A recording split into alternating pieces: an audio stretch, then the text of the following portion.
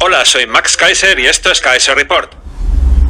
Las cosas se están poniendo a patas arriba, con unos mercados que se encuentran en un importante punto de inflexión, porque los que están en la periferia están arrastrando a los del centro. Vivimos una época de locos. Vamos a entrar en materia con la ayuda de Stacy. Max Kaiser Report supo identificar el momento clave de este cambio de época, la pérdida de control sobre las señales de precios, la más importante de las cuales es el precio del dinero. Y es que cuando hace unos años los intereses cayeron a terreno negativo, se produjo el fin de un sistema organizado como el que teníamos. Si recuerdas, en su día, el Imperio Romano también tenía un sistema organizado por el que se regía todo el mundo conocido por aquel entonces, con sus calendarios, sus unidades de medida y toda una serie de principios organizativos. Pero de repente los romanos empezaron a cortar las monedas y eso hizo que se perdieran las señales de precios, tras lo cual se produjo la invasión bárbara, que fue la que dio lugar a la Edad Oscura, caracterizada por un dominio absoluto del Vaticano, la Inquisición, etcétera, durante varios siglos. Luego llegó la peste bubónica, y para entonces todo el mundo ya había perdido la capacidad de raciocinio, por lo que nadie supo cómo atajar esa epidemia que arrasó con la mitad de Europa. Pues bien, resulta que hace unos años volvimos a perder esas señales de precios tan importantes en cualquier sistema de organización monetaria, y ahora nos encontramos con esta pandemia. Nosotros llevamos más de 10 meses confinados y da la sensación de que ocurre un poco como a finales del siglo XIV con el Vaticano y la Iglesia Católica, que no tenían respuestas, habían perdido la capacidad de dar respuesta a lo que estaba pasando. ¿Y cuándo acabó la Edad Oscura? Cuando cobró importancia el florín y los ciudadanos volvieron a confiar en una unidad contable que funcionara como principio de organización monetaria, lo cual permitió recuperar las señales de precios cuando eran necesarias para la gente. Así es. Volvemos a estar en una época de superstición como la que se vivió en la Edad Oscura, tras perderse los principios organizativos de Grecia y Roma. Sí. Por aquel entonces, toda esa superstición estaba manejada por el Vaticano, hasta que el auge del florín acabó con el poder de la Santa Sede. Se recuperaron las señales de precios, los principios organizativos del dinero duro, las unidades de medida, etc. Y la racionalidad derrotó a la superstición. Pues bien, hoy en día, con la pérdida de las señales de precios en los mercados internacionales, recordemos que las divisas no están vinculadas a nada que no sean otras divisas. Hemos vuelto a la superstición, que es por la que se rigen el dólar, la libra, el euro, el yuan. Y para más Inri, llega una pandemia que ha dejado a la gente totalmente confundida. Por cierto, la Edad Oscura no se terminó en un día. Hicieron falta décadas para que surgieran todo tipo de hombres y mujeres pensantes y para que la astrología diera paso a la astronomía, que fue lo que, gracias a científicos como Galileo o Copérnico, permitió al ser humano entender el lugar que ocupa en el universo. Ahora bien, si recuerdas, todos esos postulados científicos fueron recibidos con histeria, amenazas y miedo por parte de la clase dirigente de aquel entonces, el Vaticano, que había perdido toda su popularidad entre los ciudadanos, porque cada vez que una persona cuestionaba algo, le enviaban a la Inquisición. Y claro, nadie quiere una sociedad marcada por esta caza de brujas, ni lo que sería a día de hoy una economía manejada por los medios de noticias por cable. Los medios de noticias por cable son la Inquisición de nuestros días. Sí. Así que seguramente los resultados vayan a ser catastróficos. Menos mal que en medio de todo esto estamos asistiendo a un retorno heroico a la racionalidad y las medidas.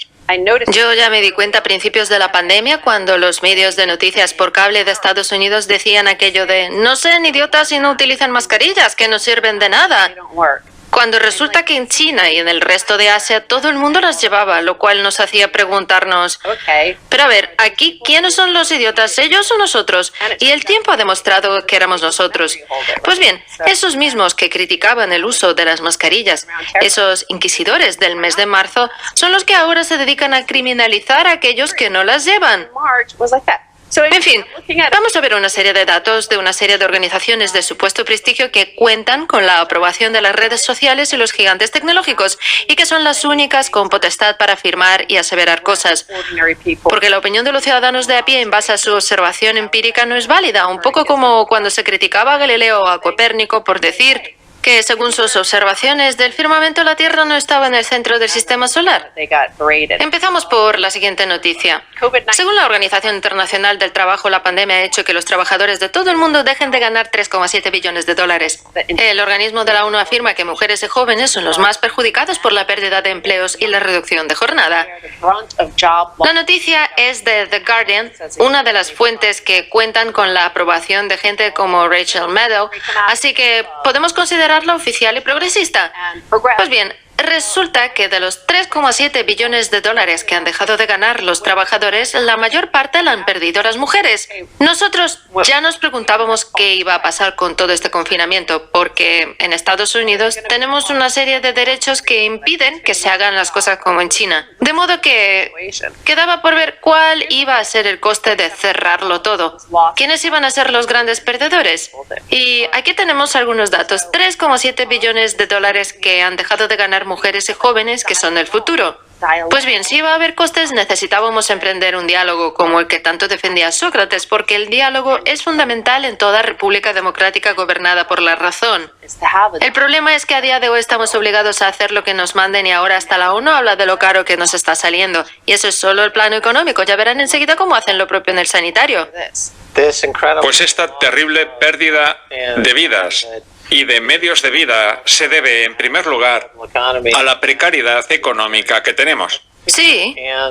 Por culpa del empeño de los gobiernos en emitir grandes cantidades de un dinero fiat con el que se pretende sustituir a los puestos de trabajo y la política económica, que en Estados Unidos, el Reino Unido y Europa Occidental brilla por su ausencia. Porque cada vez que estos países cometen un error, emiten moneda y listos. Por eso la situación se ha vuelto tan frágil. Y por eso uno de nuestros invitados dijo el año pasado que con la caída de los intereses a terreno negativo, podía iniciarse un proceso de despoblación. Es más, a todos esos organismos supranacionales les encanta hablar de todas las personas a las que han ayudado a salir del umbral de la pobreza.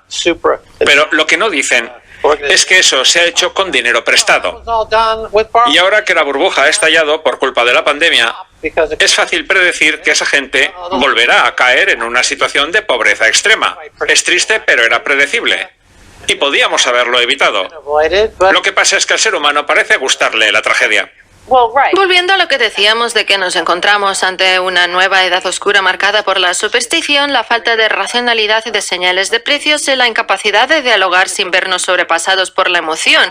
Lo cierto es que hemos entregado gran parte de nuestra soberanía a unas políticas que nos han hecho creer que por arte de magia funcionan cuando basta con dejarse de supersticiones y analizar los datos reales para darse cuenta de que no es así. Y es que aunque los prelados de las Torres de Marfil y sus publicaciones académicas digan lo contrario, la realidad es que no tenemos trabajos de verdad que contribuyan de un modo capitalista al crecimiento económico ni a la producción y la acumulación de riqueza. Es más, ese concepto de la acumulación de riqueza en torno al cual deberían articularse la economía, la sociedad y la cultura ha desaparecido del mapa, sobre todo desde 1971.